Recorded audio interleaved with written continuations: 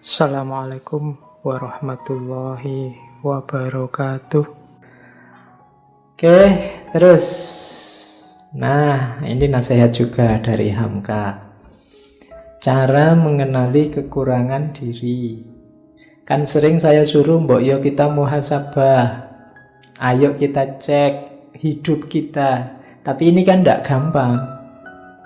Kamu mungkin minat, tapi susah, Pak. Caranya gimana?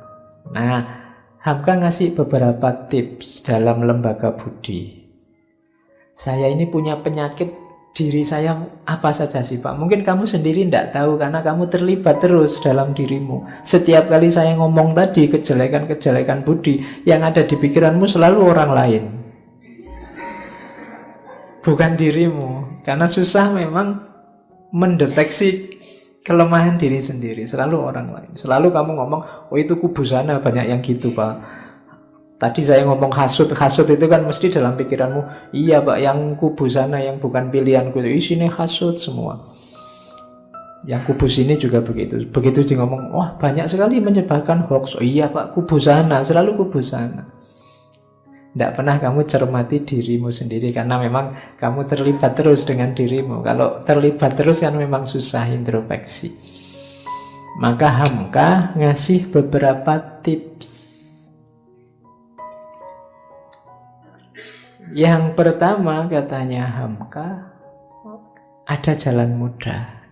Cari guru yang wawasannya luas dan memang mengerti tentang akhlak, tentang cacat-cacat yang tersembunyi. Jadi cari guru yang bisa dipercaya. Ini lebih mudah. Dalam dunia tasawuf itu, dunia tarekat itu, bahkan seorang murid kalau ingin diperbaiki oleh gurunya, pasrah saja 100% pada gurumu. Kadang-kadang gurunya menyuruh aneh-aneh. Kita tidak paham karena ini kok disuruh gini toh ya, tujuannya apa. Tapi gurumu lebih ngerti. Kalau di tarekat disuruh pasrah saja, guru lebih tahu perkembangan mentalmu, perkembangan rohanimu. Kadang-kadang saya beberapa kali mengalami datangnya pakai kendaraan sama guru tarekat ini, sudah kamu pulangnya jalan kaki aja, padahal itu mungkin puluhan kilo. Itu kan kelihatan tidak masuk akal, apa sih gunanya ini. Tapi ada gunanya pasti. Mungkin untuk membunuh egomu, membunuh ketergantunganmu pada dunia, macam-macam. Gurumu yang mengerti. Guru rohani itu kayak dokter kalau dunia jasmani. Kamu kan tidak paham itu, dokter ini kok obat diminum sehari 3 kali, mbok wis diminum 10 kali kan cepet sembuh misalnya. Lo yang ngerti dokternya. Kamu jangan ijtihad sendiri atau urusan obat. Nanti kamu ngarang-ngarang sendiri misalnya. Ndak. Nah, sama kayak rohani. Mungkin kamu punya rumus sendiri, Pak. Harusnya begini, ndak. Coba tanya yang ahli. Jangan-jangan kamu ingin mengobati hasadmu, akhirnya malah jatuhnya jadi sombong. Jangan-jangan kamu ingin mengobati sohirul himmah tadi, akhirnya malah overconfident. Kan bisa begitu. Yang ngerti takarannya siapa? Guru. Maka jalan gampang untuk mendeteksi kamu ada penyakit jiwa apa, cari guru. Itu mudah. Bukan berarti kalau tidak punya guru terus tidak bisa. Ya bisa, cuma akan lebih mudah kalau kamu punya guru. Oke, yang kedua, mungkin susah nyari guru hari ini. Gurunya sibuk nyari sampingan macam-macam sehingga kamu mau ketemu saja susah. Nah, cari sahabat. Sahabat tapi yang jujur, tapi yang juga wawasannya luas. Kalau sahabatnya yo podo mursale yo podo wae. Nanti kamu minta, "Mbok aku dinasehati biar penyakit jiwaku hilang." Oh, nasehati gimana? Aku juga penyakit jiwaku. Iya, podo wae. Yo silahkan bertangis-tangisan dalam. Cari sahabat yang wawasannya luas. Jadi kalau ada teman kok kelihatannya ini lebih mantap, lebih stabil menguasai mentalitas rohaninya, kamu dekati, jadikan sahabat. Siapa tahu membantu perkembangan rohanimu. Misalnya ada teman, aku suka loh temanku ini jujur sekali, dekati dia, belajar kejujuran dari dia, mungkin bisa mengobati penyakit khianatmu. Temanku ini tulus sekali ya, kamu dekati saja jadi teman, mungkin bisa ngasih tips padamu gimana biar kamu tidak hasut. Caranya begitu. Cari sahabat, cari teman yang berpandangan luas sesuai kebutuhanmu. Yaitu kalau kalimatnya Hamka juga yang beragama, serius sama agamanya. Biasanya lebih mudah dipercaya. Sahabat tidak punya, guru tidak punya. Ada tips lagi. Dengarkan musuhmu. Ini agak unik. Musuh itu biasanya yang bisa cepat menemukan jelekmu di mana. Iya, musuh itu kan selalu nyari jelekmu ada di mana. Berarti gampang. Kalau kamu ingin saya itu jeleknya di mana, apa kau tidak tahu? Cari musuhmu. Aku itu salah apa padamu? Nah, dengarkan jawabannya. Iya. Oh, berarti salahku di situ.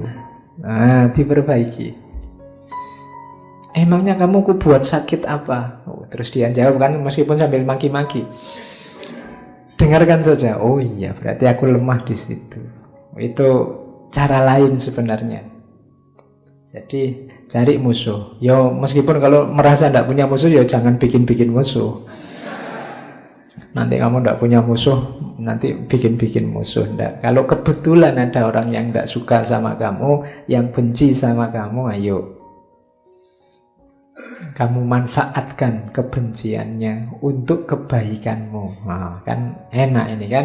Selama ini kan kebencian kamu lawan dengan kebencian, sehingga yang kamu dapat hanya rasa dendam tadi. Nah, sekarang ada orang benci sama kamu, biarkan dia ngomong banyak. Maki-makilah aku, bongkarlah semua kejelekanku, silahkan aku tunggu. Alhamdulillah aku bisa muhasabah, tidak capek-capek.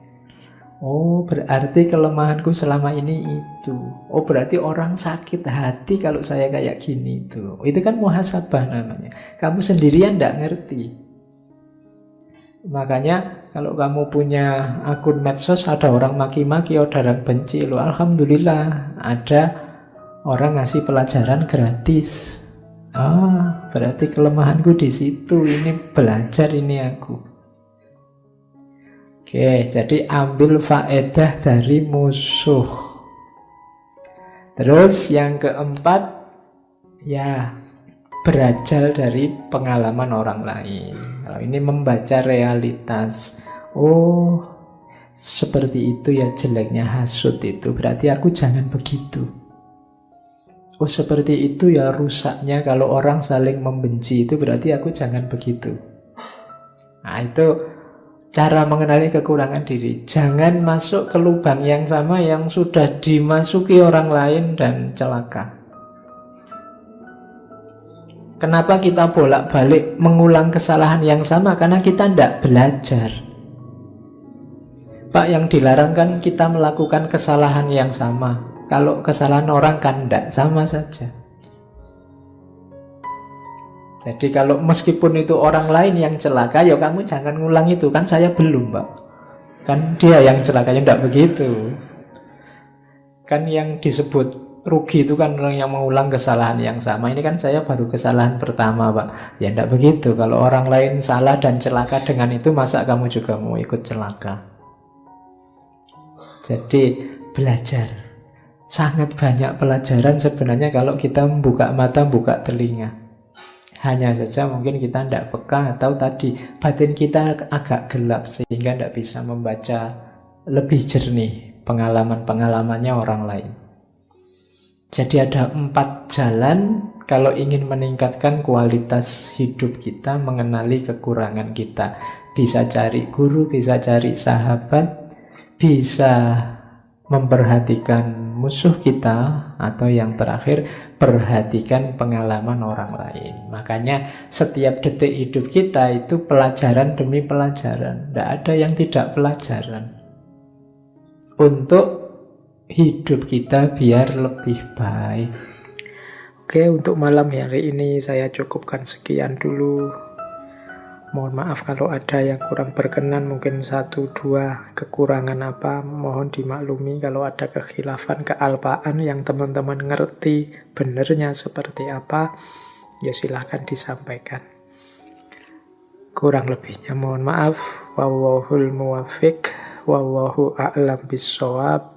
Wassalamualaikum warahmatullahi wabarakatuh.